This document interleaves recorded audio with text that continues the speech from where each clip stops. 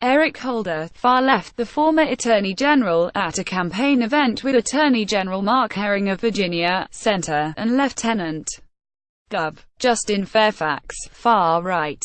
Mr. Holder is leading an effort to challenge Republican-drawn voting maps. Alexa Welch Edland Richmond Times-Dispatch, via Associated Press. For Democrats, signs everywhere suddenly look rosy. They won smashing victories last week in Virginia and other states, with voters giving the Trump presidency and the Republican-held Congress dismal grades, and the Democratic grassroots re-energized. Hope is widespread for a takeover of the House of Representatives and a strong run in the Senate in the 2018 midterm elections. But for all the optimism, the elections in Virginia last week vividly reflected why the reality might be a good deal harsher.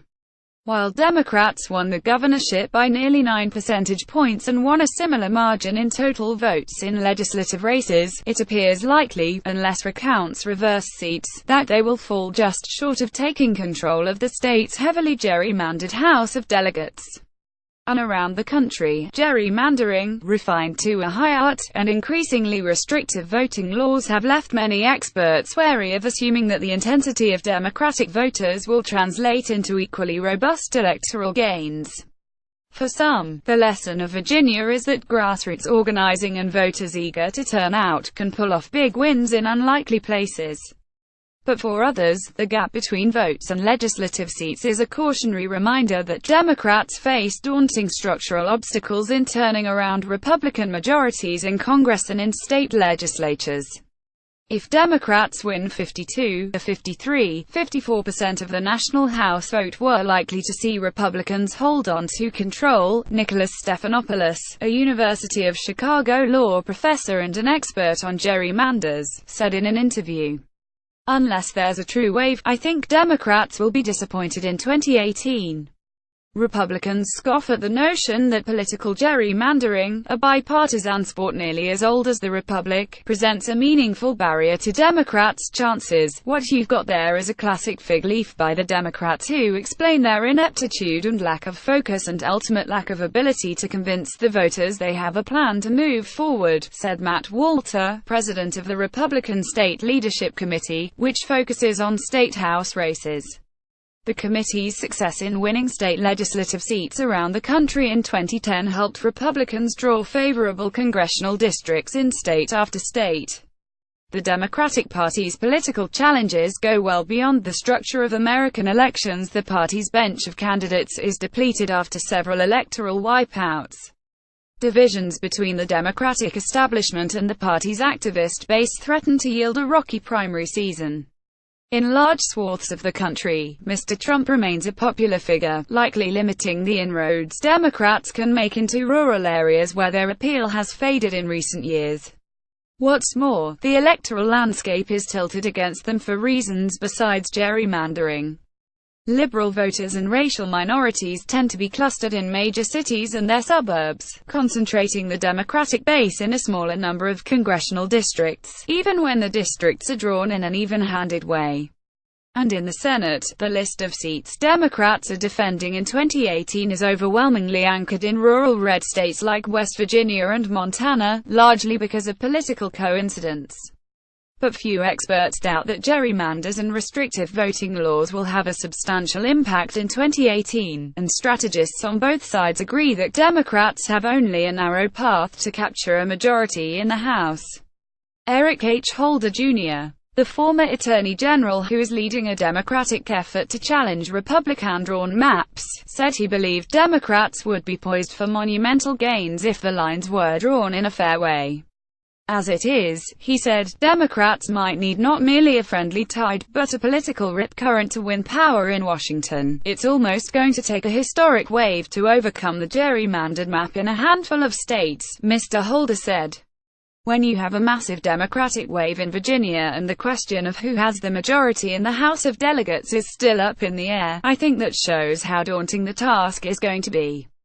Still, Mr. Holder added firmly, the House of Representatives is certainly in play. An analysis by Mr. Holder's group, the National Democratic Redistricting Committee, found that Democratic candidates for the House of Delegates in Virginia received about 224,000 more votes than Republicans, out of about 2.4 million cast.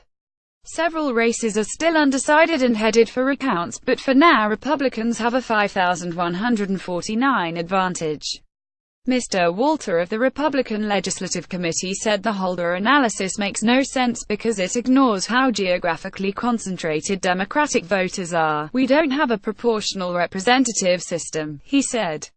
It's based on the amount of people and population drawn over the state. An election official checking a voter's identification in Austin, Texas. 17 states now require voters to show photo IDs at the ballot box. Eric Gay, Associated Press. Striving to expand the political playing field, Democrats have announced a target list of 80 House seats, including clearly conservative-leaning districts in suburban and rural areas of Ohio and Wisconsin, which have congressional maps tilted most conspicuously toward Republicans. They must take over 24 Republican districts to win control of the House. But in a sign of their fundamental advantages, Republicans have a far shorter list of races that concern them, and multiple party strategists said they believed there were only 35 to 40 Republican lawmakers in seats that Democrats could seize. In some of the most populous states in the country, including Michigan, Pennsylvania and Texas, Republicans believe they can lose no more than 2 or 3 seats, and perhaps fewer. Former Representative Thomas M. Reynolds, Republican of New York, who led the National Republican Congressional Committee in 2006, said the congressional map was far better for Republicans now than it was a dozen years ago, the last time a Democratic wave election tipped control of the House. Redistricting has strengthened both state chambers and the Congress, and that is much more significant in 2017 than it was in 2006, Mr. Reynolds said. Look how many seats are in play. It's not that many. In addition to gerrymandering, Mr. Holder and other Democrats have warned insistently about the impact of state-level voting procedures that threaten to disadvantage lower-income and minority voters.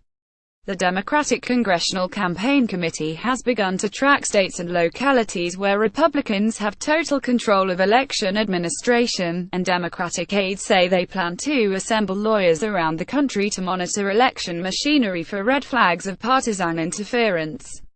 Yet the party's ability to roll back the most significant voting restrictions may be limited. While federal courts have invalidated or reined in some of the most stringent restrictions, in North Carolina, Texas and Wisconsin, there are 17 states that now require voters to show photo identification at the ballot box. The types of acceptable identification vary, but Democratic-leaning minorities and young people are least likely to possess them. The impact of those restrictions is difficult to measure, but experts say they deter would-be voters from casting ballots.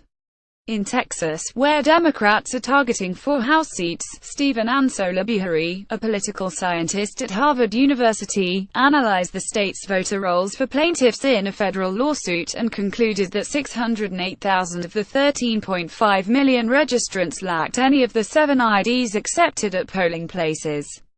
Black voters were 2 to 3 times as likely as whites to have none of the identifications, Hispanics 1.5 to 2 times as likely. It affects all poor people, basically, Professor Ansola-Bihari said in an interview.